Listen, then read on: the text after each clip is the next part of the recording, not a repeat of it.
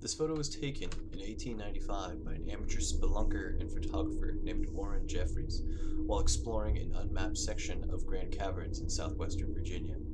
At the time it was taken, Jeffries was conducting photographic experiments using super long exposures to see if anything at all could be captured in the total absence of light, otherwise known as cave darkness. He would situate himself on level ground, extinguish his lantern, and then open the lens of his homemade box camera for as long as he could stand the darkness. During one of these experiments, he heard something approach from the deeper recesses of the cave. Frightened, Jeffries abandoned his experiment and set off one of the blitzlicht flashes he used for taking traditional photographs underground. According to the report he later gave to a local newspaper, Jeffries saw 3 humanoid creatures staring at him from the shadows and took off running in the other direction and didn't stop until he was topside.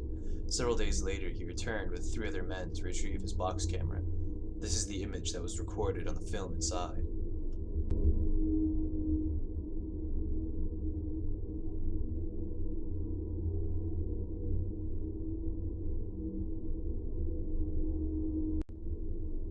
My little brother is really into astronomy. He's about 7 years old. He likes to look at the stars and watch things. About 3 years ago, he spent literally the entire night looking at one part of space from his room.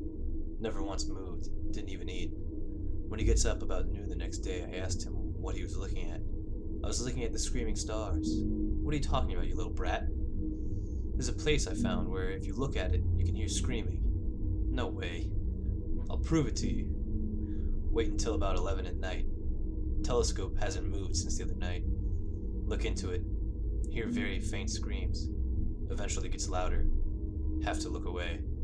I noped out and told our mom that she should take away his telescope. I'm never going to look at the stars again.